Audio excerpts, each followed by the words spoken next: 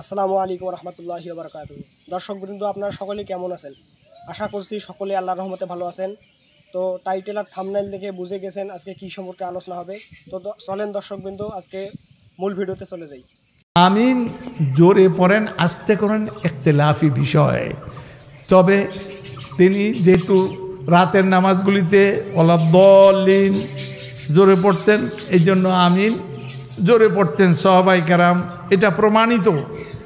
কিন্তু ইমাম আবু হানিফার কবর জিয়ারত করতে কে আসছে? ইমাম শাফি। আয়সা সালাম দিছে, দিয়া তখন নামাজের রক্ত হয়ে গেছে, দূরে গিয়ে নামাজ পড়ছে। তার সাগরিদরা দেখলেন ইমাম সেদিন আমিনটা জোরে কয় নাই, ওয়ালাদ্দাল্লিন পড়ছে, আমিন জোরে কয় নাই, রাতের নামাজ। তখন নামাজের শেষে জিজ্ঞেস করা হয়েছে, আপনি আমিন জোরে করলেন না কা? আপনি তো আমিন জোরের পক্ষে। তখন কিন্তু ইজলালান লিসাহিবি হাদাল কবর, এই কবরওয়ালা যে শুয়ে রয়েছে তার সম্মানে আমি এটা জোরে কই নাই। তিনি এটা জোরে পড়তেন না, পড়তেন কিন্তু জোরে পড়তেন না, তার সম্মান। তাইলে বোঝা গেল এটা এমন বিষয় নয় যেটাকে আপনি করতেই হবে। হ্যাঁ, যেখানে দেখেন লোকেরা জোরে আমিন, অধিকাংশ আপনিও করেন, যেখানে অধিকাংশ আমিন আসতে কন, হয়তো করে আপনি একটা করলে হ্যাঁ এবারটা করতে আইছে, গিয়ে আইছে, ওরাও আবার একটু ইয়ে করলো, আমিন আপনিও কন, আসতে কন, অসুবিধা নাই। এগুলি আমি তো যখন সৌদি আরব যাই আর মক্কা মদিনা যাই, আমি যদ্দূর জোরে ভারী ওদের চাইতে বেশি জোরে করি। এরপরে প্রশ্ন হলো, কোন যুবক মুসল্লি নামাজে জোরে আমিন বলল, নামাজ শেষে কিছু মানুষ তার সাথে খারাপ আচরণ করলো, এখন সে মসজিদে যায় না, এর দ্বারা কে গুনাহগার হবে? আল্লাহ তাআলা মাফ করুন।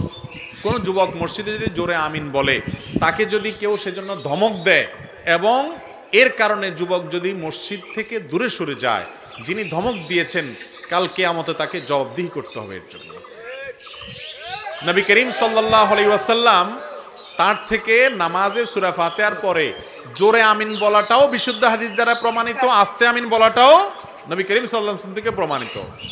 তো কেউ জোরে আমিন বলার উপরে যদি আমল করে, সেই মর্মে হাদিস আছে, একটা হাদিসের উপর আমল করেছে সেই লোক, সে জোরে আমিন বলাতে হয়তো আপনার অ্যাটেনশন, আপনার অভ্যস্ত না জোরে আমিন শুনতে, আপনার হঠাৎ করে মনোযোগে ব্যাঘাত হয়েছে বা আপনার অসুবিধা ফিল হয়েছে, সেজন্য আপনি তাকে ধমক দিতে পারেন না। সে একটা হাদিসের উপর আমল করেছে, তাকে বের করে দিতে পারেন না।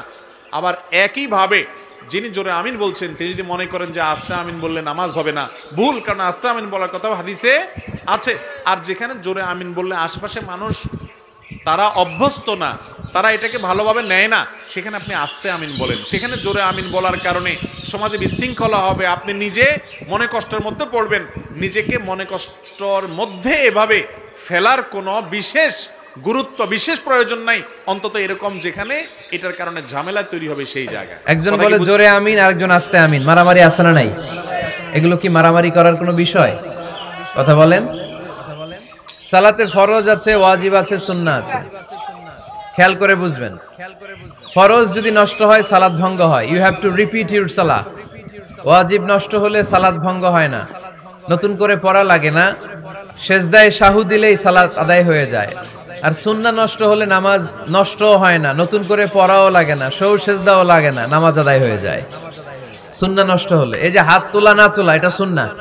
আমিন জোরে বলা না বলা, এটা কি? সুন্নাহ। যেটা কোনো কারণে কেউ না করলেও তার নামাজ কবুল করে নিবে কে? আর এই সব সুন্নত লই আমগো দেশে কিলাকিলি। মৌলভীবাজারে মাশাআল্লাহ এগুলা নাই, এখানেও আছে। এগুলার অবসান ঘটুক, আমরা চাই কি চাই না? আর কত এই ছোটখাটো বিষয় নিয়ে আমরা এই বিভেদের প্রাচীর আর দেয়ালকে উঁচু করবো আমাদের মাঝখানে। ইমাম যদি আস্তে আমিন বলে, পেছনে মুক্তাদি তারা কি জোরে আমিন বলবে? জোরে আমিন বলবে এই নয়, তার মানে যে একদম মসজিদে যে ফাটিয়ে ফেলবে এমনটা নয়। যেমন লেভেলে আপনি বলেন ঠিক সেই লেভেলে আপনি বলতে পারেন। সহিহ বুখারী বাব 111 হাদিস নম্বর 780 আবু হুরায়রা থেকে বর্ণনা আছে, বিশ্বনবী মুহাম্মদ সাল্লাল্লাহু আলাইহি ওয়াসাল্লাম যখন গায়রিল মাগদুবি আলাইহিম ওয়া দাল্লিন বলতেন, ফাকালা আমিন, তখন তিনি আমিন বলতেন। সুনান তিরমিজি হাদিস 248 এ যুক্ত হয়েছে মাদ্দা বিয়া সাউতাহা, তখন তিনি আওয়াজটাকে মাদ্দা করতেন, ও রাফা বিয়া সাউতাহা, এবং উঁচু করতেন।